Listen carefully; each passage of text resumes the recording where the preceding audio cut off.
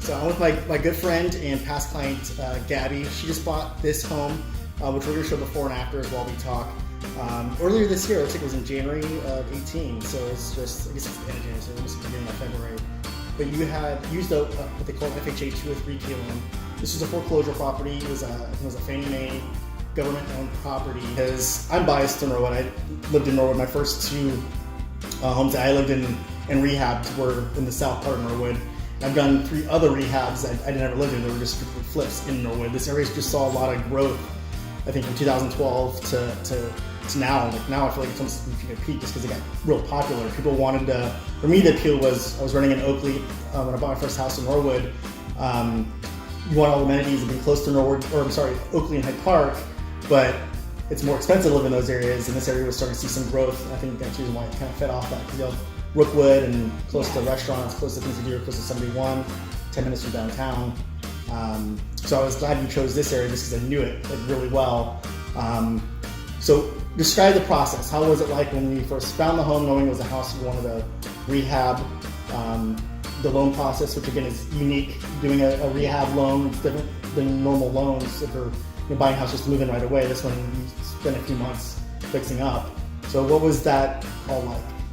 Yeah, it was really crazy. This is my first home buying experience, so it was just very, very different. But I loved having you as a realtor. Like, you really went above and beyond, and you offered that unique perspective for me on the fact that I wanted to rehab a home because you'd done it before, and I felt confidence. And especially when we came to this house, it didn't have a ton of curb appeal from the beginning. Like it was hard to see the vision here. But you were confident from the beginning. You said, we'd totally buy this house out from underneath you if I could. And I was like, okay, this is a good opportunity. This is the one I should buy. I love that it's close to work and like you said, close to Hyde Park and Oakley where all my friends are. So it was just really the perfect opportunity. I just couldn't pass it up. One advantage that I felt had is you had a contractor you could really rely on and trust. You had family. It was your sister and your brother-in-law that own, what's the name of the company? It's Brother Bear Service. It was amazing having them in my corner to do this with, because I don't know that I could have done it without them. But they did a fantastic job. They were here for me the whole way, the whole process. And there was a lot of paperwork too, because it's a rehab loan.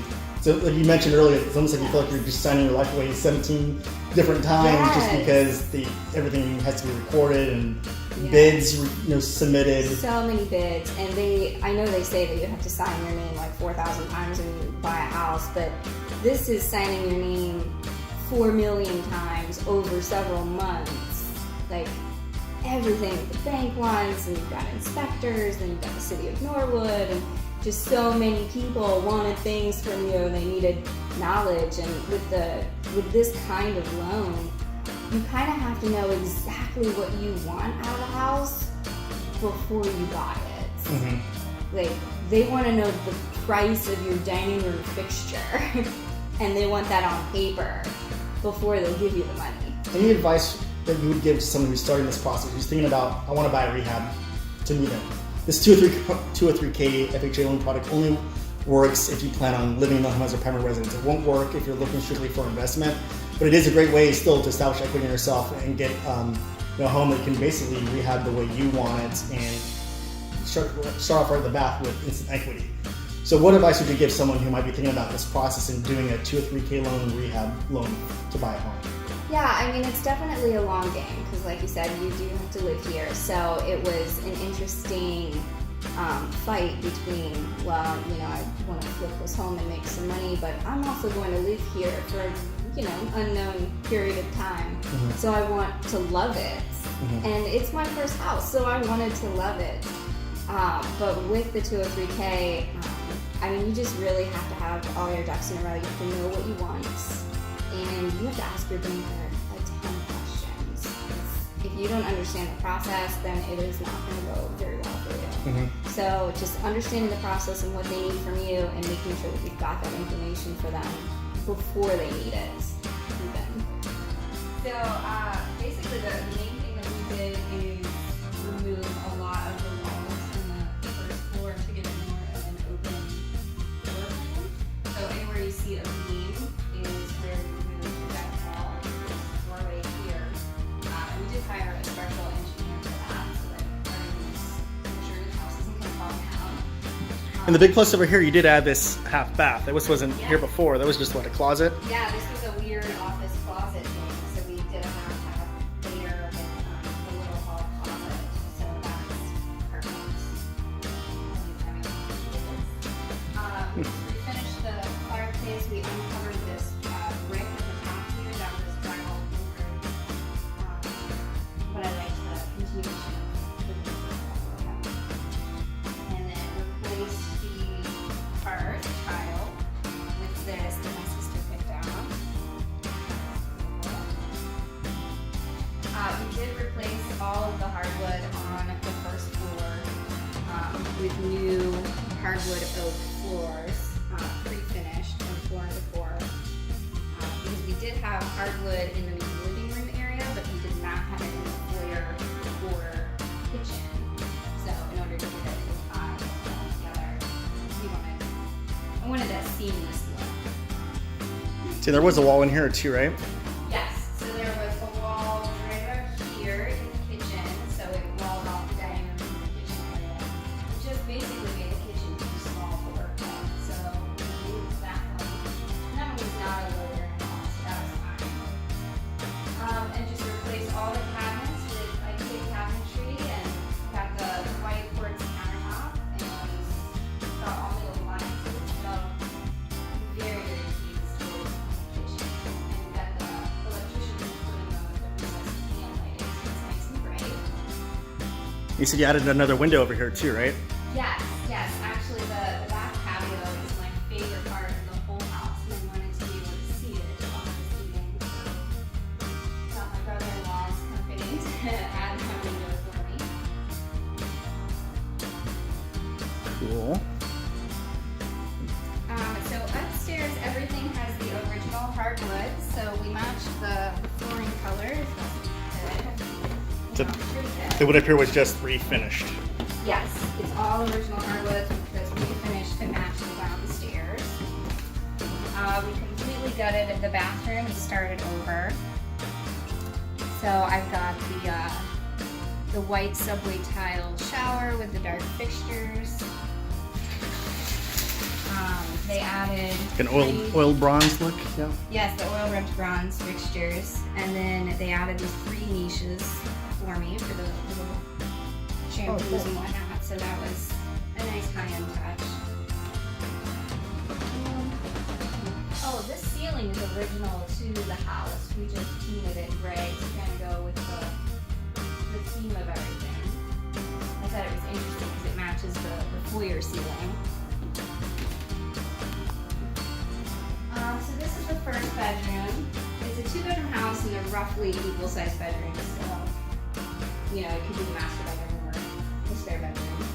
So the barn doors you said were original from the house? The doors themselves were original. The closet was not in this location. This was the closet for the other room, and you'll see why in a minute that I changed that, but I thought it worked out really, really well. So my sister designed this like custom closet shelving unit that we got here. She did all that with IKEA and Menards. You forgot to throw out one of the things from demos. It's a Pittsburgh Steelers jersey.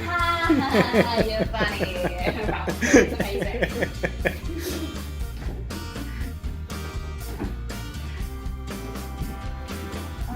So yeah, the hall closet was here. We just, it was really, really deep before, so we made Get it it more a little shallow. bit more narrow, yeah, to steal some extra space for that closet.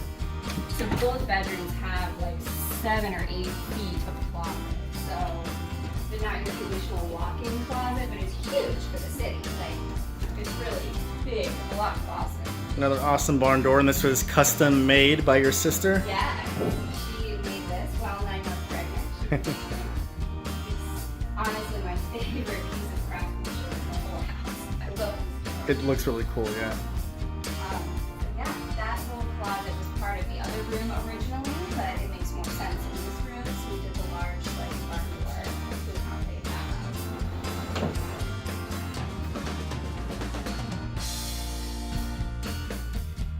Now Barrett, with Brother Barrett, did you have to get plumbers, electricians involved too, or what was that process like working with him? Because he basically acted like a general contractor. Yes, he was my general contractor. So he acquired the plumber, the foundation guys, the electricians, like pretty much anything that we needed. He acquired those people, got multiple bids. I mean, he's so type A anyway, so it was perfect for him. He was on the phone all day long calling people, getting quotes. So just having him in my corner was amazing. You mentioned something, you mentioned the foundation. That scares a lot of people off typically. You were buying your first home in a house, and you talked about a house that had foundation issues. Yeah. I always tell buyers, and from an investment perspective, anything can be fixed. It's just a matter of factoring that in, knowing your numbers up front, knowing when you place a bid on a property, knowing what the estimate cost is going to be to fix whatever it might be, including foundation issues. So I think we came in with like a rough estimate, and hopefully, if I'm not mistaken, I think we were able to get a bid or get it done for less than we were initially anticipating for the foundation work. And you had, looks like an internal like drainage system installed, a sump pump, I-beams installed, and then you actually end up finishing the basement. Now it's dry, of course. Yes. But the wall was kind of caving in a little bit, which normally would scare most people off. But yeah, that foundation wall was cracked due to a tree, and I mean, I just assumed based on hearing my friends talk about their foundation issues throughout the city of Cincinnati. You kind of just assume foundation issues are going to set you back $20,000. So you just assume that from the beginning. And this house was priced really well. So I was like, okay, here's the price of the house. We'll add $20,000 automatically for foundation. And it worked out really well. We ended up with 3 bids, 3 very different action plans. And the guy that I chose, it made the most sense long term for the house. I don't feel like it's ever going to fall down, ever. You're never going to have any foundation issues from here on out. And he was the median price. You know, it wasn't $20,000, but it wasn't that $500 guy either. Yeah. He just wanted to put a Band-Aid on the wall and call it good. But no, he's great. So yeah, I think we came in just around $10,000 for the. that answers why this house didn't have maybe as much competition. I know it was priced well, and it was priced well because it had some of these issues that most people wouldn't even touch.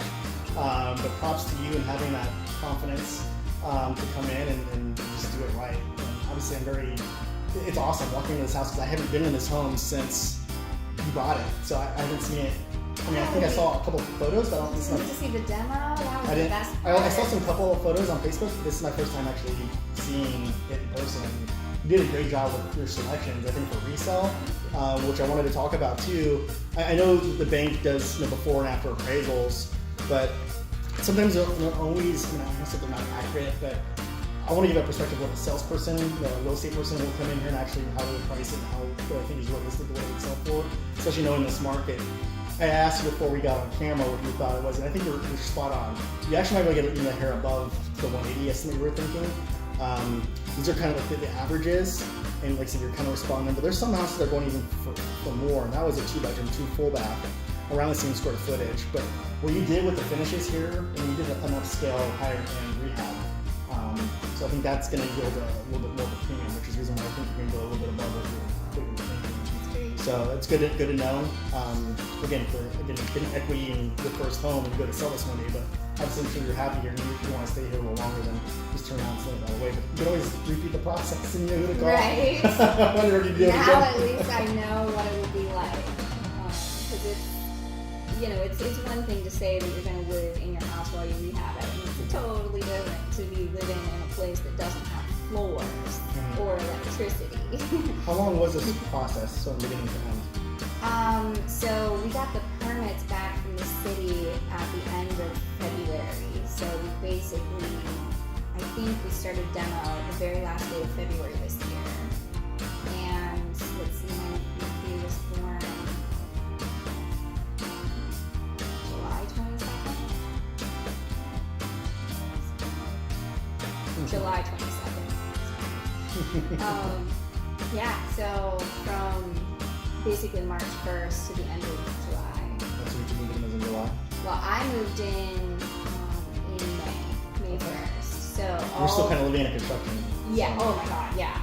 Definitely construction. We didn't have electricity in every room yet, so no overhead lighting. We had a single toilet with a shower curtain as a door. If I'm not mistaken, the bank actually pushes you to move in within, I think they want within 60 days, 60 or 90 days. I want to say like 30 days. It was really kind of yeah, they push the rehab because they don't want the liability and risk of just having a vacant house. Right. It took longer than I thought it would to get the permit back from the city because we needed because we needed that structural engineer because I wanted to take down low-bearing walls. It took a little longer.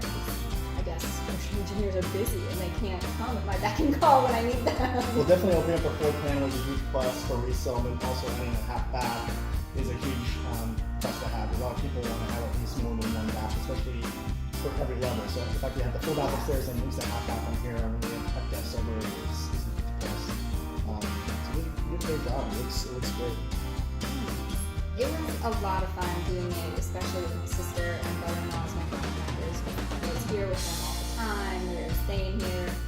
I think even my parents came and stayed once, which is an interesting experience when you have no real floors. There's like nails everywhere and dirt everywhere. Like you're living out of a Tupperware container.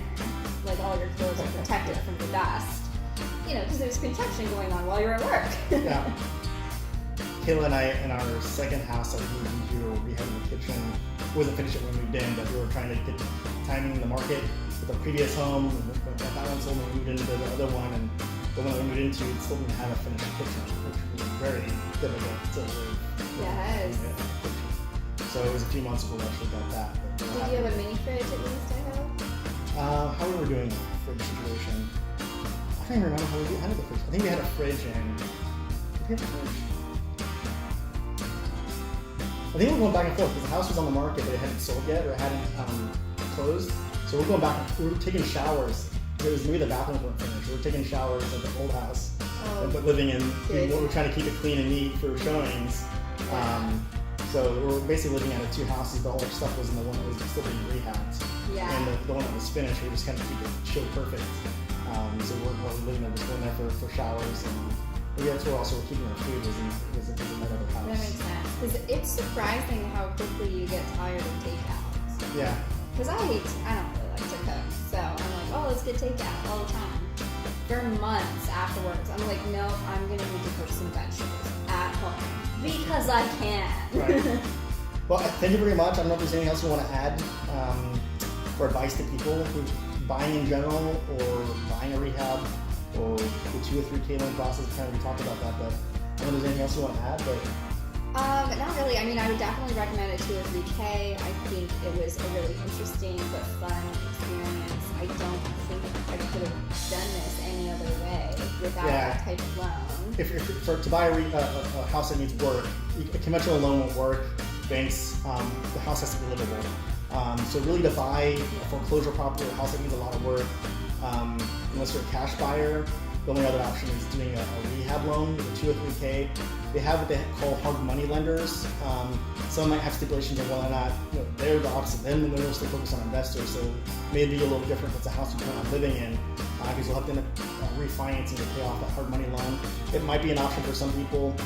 Private loans, basically, it's where you borrow money from a person, an actual bank, to loan you the money to fund a project. Typically, you're paying higher interest. We're talking 10 to 15% interest rates.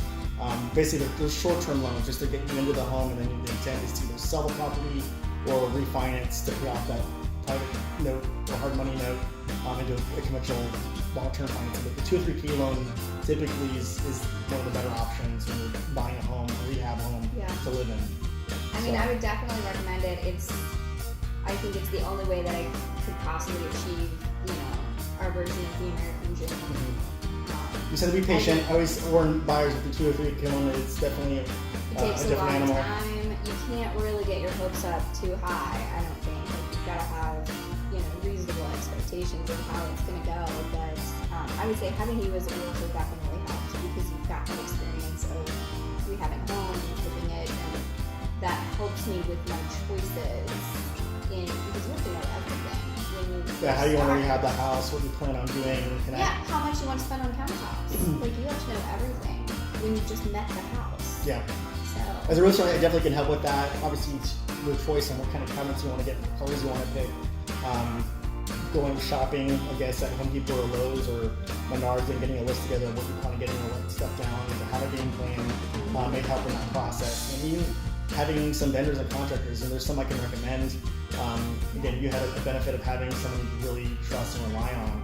It's huge, and even though I'm in the business, I even struggle to find good quality work. It can be a struggle. It's unfortunately just one of those industries where there's more bad ones than good ones, and hopefully you don't want to test that, in your first big project, when we're spending tens of thousands of dollars. Gosh, no. I really lucked out with having Brother Bear and having you, and it's 6 hard months, but it's totally worth it. Awesome. Well, I'm very happy for you, and congrats on everything that's you've done here. It says a lot about you and taking the risk and the plunge to do that and be committed to it, and the final product